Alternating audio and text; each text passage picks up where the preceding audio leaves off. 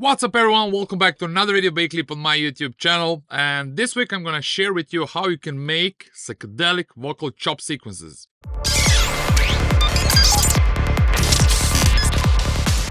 So lately I've been making a lot of theoretical videos, and I do believe that those theoretical videos are even more important than the technical ones, but I will try to keep this YouTube channel interesting enough for all of you. If I do one video theoretical, the next one is going to be more technical and practical. So as the last video I did was 6 common mistakes that producers are making while producing the Psytrance music, and it was purely theoretical part. This video is going to be more practical. I'm gonna share some sound design techniques with you. So the main idea for this video is to share with you one plugin which I love to use when it comes for making these psychedelic sequences, but by using samples. So instead of that, I'm going to share with you the whole process of how you can create something sounding like this. A world where anything is possible.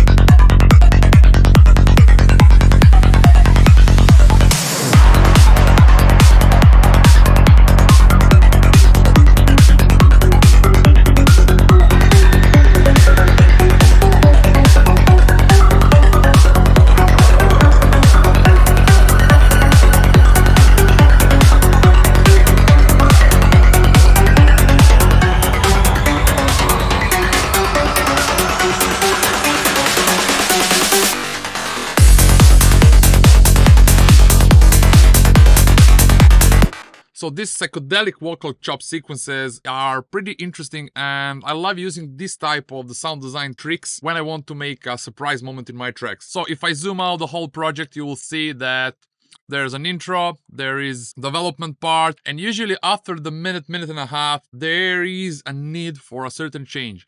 Of course, it all depends from the track that you're making, but since you are following my channel, I do believe that you're interested in the things which I have to say, and in general, I can speak the best about the things that I do in my music as well. I believe that if I share something that I did in my tracks, will actually bring the biggest value to you, because you will be able to hear something that sounds good enough for me, and these are the things which I would like to share with you as well. There's an intro, there's a first part, okay, development, and then in some moment, if I just continue without stopping a track in a way, then it's gonna start being a less dynamic and kinda a little bit not boring, but just not interesting enough. So this is the moment when I already said in several videos, I try to do something as a surprise. There can be a groove change, there could be certain things, but this track I wanted to keep going rolling bassline from the beginning till the end, and I did not want to change the groove because I did it in the last few tracks, and the desire for this track was to have the full rolling bassline all the way. So what I did over here, there's this part, and then in this moment I wanted to kind of make a change, but I did not want to make it a small break because I feel it really lazy, and my native or my original style used to have like long parts, but that does not work anymore. So I decided to bring something new, some combination. So what I do, I just stop the drums, as you were able to hear.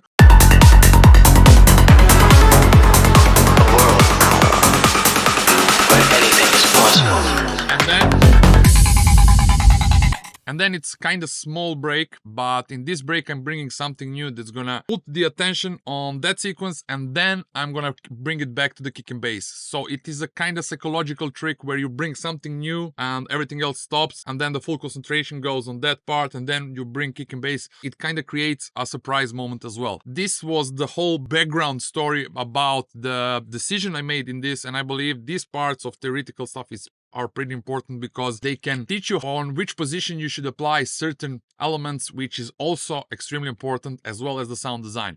Now let's get to the sound design. So what I use here is the Groove Agent. Groove Agent is the same thing as a drum rack in the Ableton, just it comes with a Cubase. It's a native plugin from the Cubase. In general, these are just the pads. So yeah, I have this there, I have the MIDI channel, and then I have processing. So I will go one by one. I will just show you what technique I used to create this sequence. So I use the vocal sample. So I'm just gonna bring it from the pool, which is kind of folder in a Cubase. So I found this from some sample pack, which I have for a very long time. What I was looking for is that they have a different voices. When I say voices, let's say A is one voice, A is another one, O is a third one, so that whatever it speaks, whatever it sings, I will just use the small chops. So the sample sounds like this. Now, did I process it? I'm not sure, but by the look of the waveform, I would apply at least one compressor. And for the vocal, Rvox from Waves is my favorite because I believe I already mentioned several times, but for vocals, it's always best to compress it 2, 3, 4 times because we cannot squash it just with the one compressor, as it will kind of sound over compressed. With Rvox, it's like I use 3 different compressors or 2, it really doesn't matter, and it does kind of over compress it, but it still sounds good. So I believe this is my to-go compressor for the voices.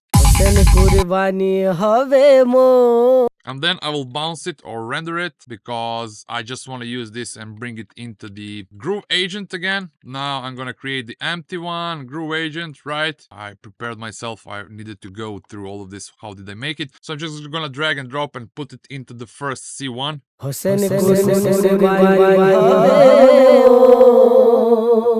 So now when I press the C1, it actually plays the whole part. So I'm gonna go to slice and it's gonna create the hit points like 1, 2, 3, 4, 5, 6, 7, 8, 9. 9 hit points, and then I can just create slices and it will place them in a different. So now the next point here is to select each one and then kind of zoom in to that part. I'm sorry, my computer is a bit slower because I'm just finishing up this track. We have this chop, so what I can do, I can zoom in over here, right? And then I can actually fix them a little bit because I want to create the chops. The track is on 142, so when I press, I don't want to have this attack like hus. I want to be heard straight away. So what I'm going to do, I'm gonna make this main point over here and this start position, I'm gonna start over here. All this S on the end, I really don't like, so I'm gonna move it around here. This is a little bit of fade out. And I'm gonna move to another one, even though I'm not gonna go in details because this is a precise work. It needs concentration and attention only on that. So when the camera is on, I'm not really good and I don't want to waste your time that much. But in general, I'm gonna go in each of these chops and I'm gonna try to select the best parts to be heard like. So I made this a bit shorter because there are 2 voices on this one, like. Actually, there are 3, like N, E. So I just want 1. So for each of these, I just want 1 voice, like E, O, A, E, A, B, A. So to be short, I'm gonna use processing later on, and I'm gonna add certain plugins which are gonna make it a little bit with a bigger decay. So the shorter they are, is better actually on the beginning. So I'm gonna go. Okay, maybe this one a little bit up. Like. Actually, it sounds much better on the beginning, like. Okay, maybe a bit of the fade out on this one. And so on, so on. So on the end, I will have something sounding like this because I already did it and I want to show you the real examples. So I'm going to bypass all the plugins and OTT VST3 needs to be done like this.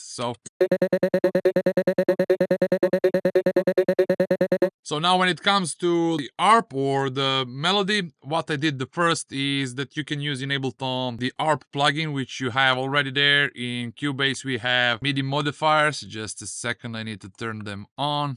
So it's going here, MIDI modifiers. If I go to MIDI modifiers, I can randomize. I can randomize the pitch. I can randomize the velocity, the length, whatsoever. So I can just make one line and then I can randomize the pitch of them. It really doesn't matter. This was my first solution. But then as the track was developing, I wanted to create some movement from this part. So I wanted it to start changing a little bit as it moves. So not to have like one type of the sound design at the beginning of the sequence and on the end. So I wanted to apply some modification like as it moves forward to have certain change. I wanted to keep steady at the beginning and then to start changing. What I did, I just took like this first and this one over here, which I like the most. So I created something sounding like.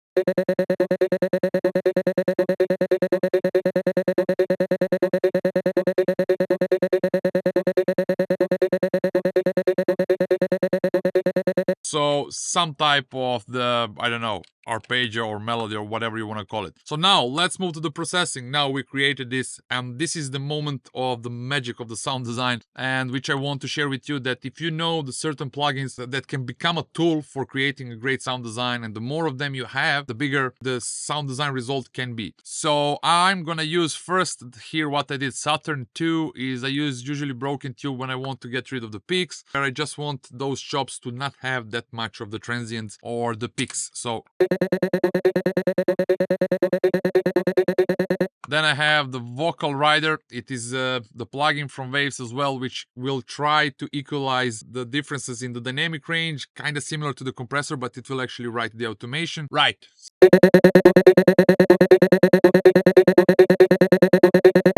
And now, of course, the OTT, the magic tool, which I really believe is one of the plugins that can really boost your sound to the really high level, and it can make from something that sounds even bad, if you set it correctly, it can actually make this sound to really, really cut through the mix and to make it to sound much better. So it's upward and downward compressor. I have the video about the OTT. If you want, you can check it.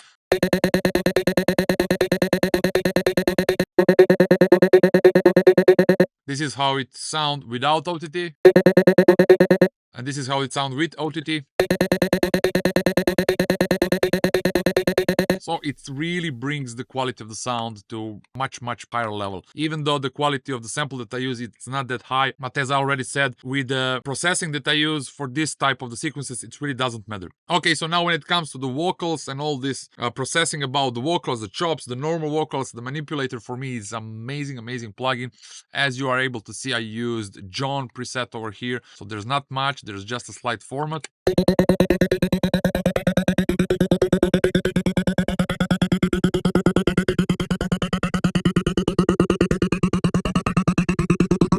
As you could see, I was just using format and I automated it to go down. So that way, like there's going down of the vocals, like I'm pitching them down, but it's not the same. It's the format.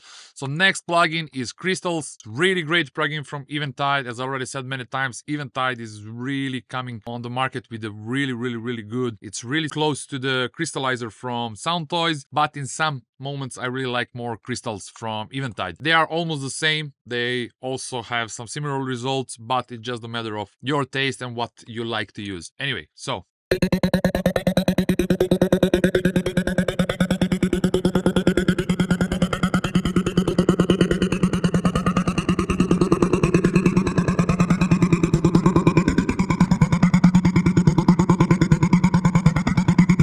now, because all of these changes that Manipulator is creating, I need to have something to compress, and I love using Fob Filter Pro MB, which is really nice multi-bed compressor, and it's really easy to use. So usually what I do, I really keep the lows always compressed at some level, because if there's a formant going down, the frequencies are going to start moving slowly to the lower frequencies, and I really want to have compressed, because in certain point, let's say if they come to the 200, these resonances on the vocals can create certain peaks which are gonna disturb the mix in a way, and they're gonna interfere with the kick and bass on some level. Again, I like much more compressing and keeping my low frequencies on a certain level more than I love doing low cuts. Low cut is just getting rid of everything below, and this is kind of not good technique if you want to have a big sound. Anyway, so the next plugin is Ultra Tap, also from Eventide. So it's a delay. But I use it here just to create a small reflections to emulate kind of a reverb without diffusion, but just to create some certain reflections that will just help for this sound to come up a bit in front. So all the sounds that have a little bit of reverb or some short delays, they always, if you set it on the right position, they just come up in front, because these reflections are helping for sounds to stand up in the mix. Now, the Timeless 3, one of my favorite delay plugins when it comes for modulation and changing.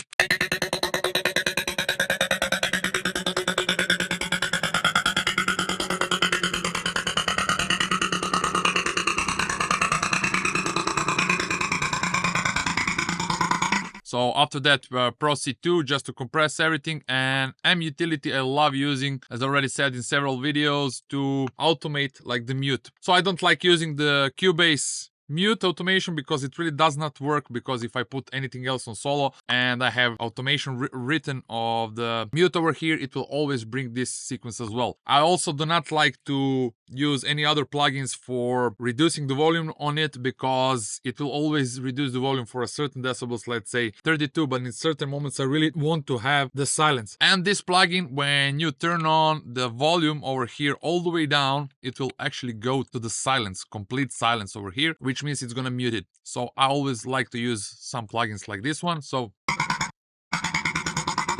and if I use, let's say, the volume knob from FabQ3, it will just reduce it for the maximum value, like 30 decibels. So in some moments I can hear there's a little bit of signal still playing, which I really do not like. And the main reason why I started this video, so Pitch Funk from DMG Audio is really nice plugin. It has the pitch, splice, delay, frequency, Q, feedback, FX, mix, gain, drive at, and 3 different LFOs, and as well the envelope. And in those fields we are actually setting how much of the percentage we want to apply. Let's say if I want to apply a pitch to the LFO1, I will just need to increase this. This is exactly what I did. On the down part, if we can select a different LFOs, so on the first LFO, what I did over here, the shape is C and rand. This is the same as SNH, like sample hold. So I set to 1/16 to give C RND, like random S, which means it's gonna create a random value to each of these 16s. So LFO1 have the random value on each 16. So now what I wanted to do when I start playing, when this sequence starts, I wanted it to be as it is, like just going like digga digga digga digga digga, and as it moves forward I want to increase the pitch or the pitch changes on each of these chops which I created. As I have 16, which means it's gonna trigger every 16th of this MIDI event, and then it's just gonna apply this LFO to the pitch. As you can see over here, I just want to see where it is. Yeah, this is the moment when I just applied a little bit until the 50%, and I kept it going with the kick and bass, and then I started applying it a little bit more. And also in this second part of the MIDI event, I drew also the pitch band. And for the pitch band, I have set to go 12 seminotes, so it means it will go like 1 octave from this part to this part.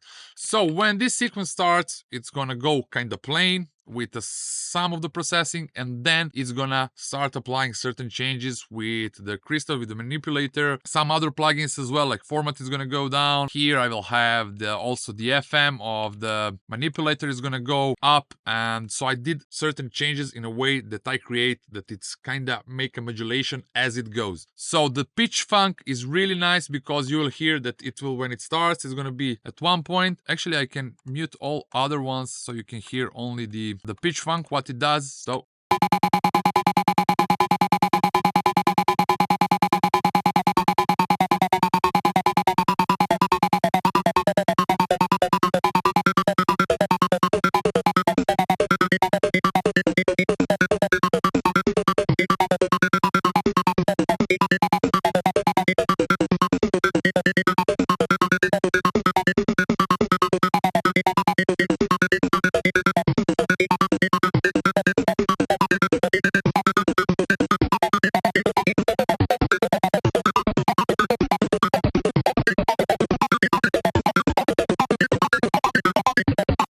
now it's rising even more. So, okay, now let's hear once again, and that will be all for this tutorial. And also I will just keep it a little bit further so you can hear the track. I just want to promote one of my next tracks. This track is gonna come after summer, definitely, most likely on my new album, but I still don't want to announce it because I want to be sure that I'm gonna be able to make it until then.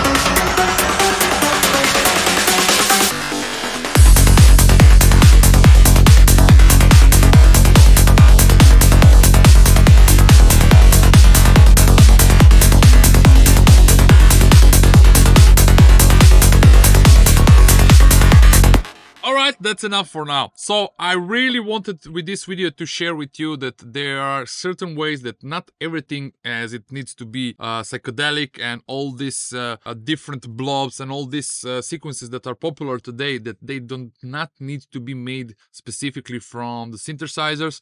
And I really want to put your attention a little bit on the sampling, as the sampling and just modifying the waveforms and using different tools, you can come to much different sounding results. I don't say they are better, I just say they are different. So I'm trying to make attention on this because I hear that in our scene there's so many of these synthetic sounds, and many of artists are doing them, and I don't see that as a bad thing, but I just feel sometimes festival bigger lineups that like there are certain patterns of the sound design skills and the techniques, and that many artists are using similar stuff. So by using a different sample, just if I now replace and I use different sample, I just need to open let's say the groove agent, and I just need to use a different chops or change the notes of them, it's gonna sound much different. And there's also tons of different plugins which I could add on this, especially these multi-effects like Effectrix, Looperator. If we just use them on a different ways, which I just showed in Psychedelic Tips World 3, on many different ways, we can get like really rich and really different and really good sounding sound design results. Thank you very much for watching, and see you soon with another video.